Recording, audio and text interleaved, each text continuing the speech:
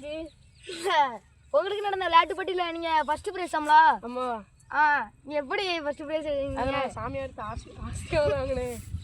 வாங்க, எனக்கு அந்த சாமியார் காட்டுங்களேன். எவன் செஞ்சிட்டு இருக்காரு?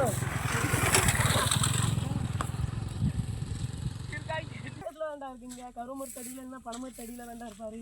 ஐடியா வாப்போம். கட் பண்ணும். அங்க பாரு, அங்க பணமரம் இருக்கா, அங்கதான் சாமியார் இருக்காரு. வாப்போம். அப்படியானே, வாங்கனே போலாம். அங்க பாரு, அங்கதான் சாமியார் இருக்காரு. வா அங்க போ. ஓடியா.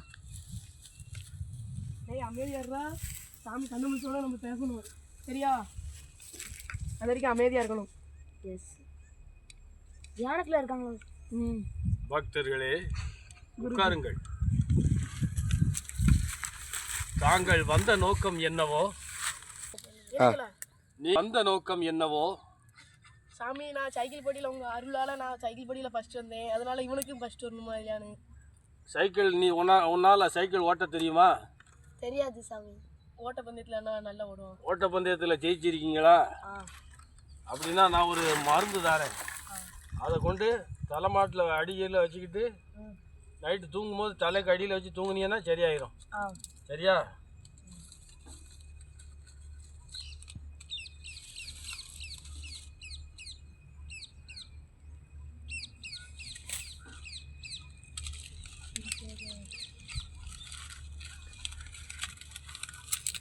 கண்ணை மூடிட்டு வாங்க. எந்திரிச்சு வாங்க.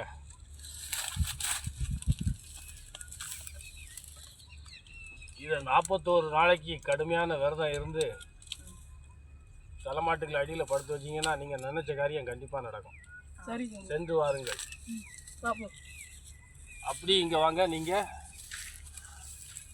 வந்த வினையும் வருகின்ற வல்வினையும் கந்தன் என்ற சொல்லில் கலங்குமே என்ற திருவள்ளுவர் கூற்றுக்கிணங்க நாங்கள் அந்த காடுகளில் தவம் புரிஞ்சுக்கிட்டு இருக்கேன். உங்களுக்கும் எதுவும் ஆசீர்வாதம் வேணும்னா என்னை கான்டாக்ட் பண்ணுங்கள். எந்த விதமான ஆசீர்வாதங்கள்னாலும் எங்கிட்ட கிடைக்கும். வெற்றிவேல் முருகனுக்கு அரோகரா. ஒரு வழியாக சாமிக்கிட்ட ஆசீர்வாதம் வாங்கிட்டோம். இந்த அவரை சொன்ன அருள்வாக்கு மட்டும் பழிச்சதுன்னா அவருக்கு ஒரு கோவிலே கட்டலாம். கண்டிப்பாடா கட்டலாம். ஆனால் அவர் தந்த 41 நாளைக்கான பூஜைக்கான மந்திரத்தை கையில் வச்சுக்கிட்டே இருக்கேனே, அதை என்ன செய்கிறது? அதை ஒன்று தலையணைக்குள் வைத்து படுத்துக்கோ.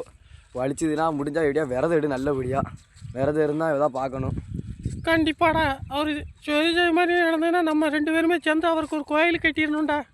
சரி சரி, போயிட்டு வருவோமாடா? போமா. போவோம் வா.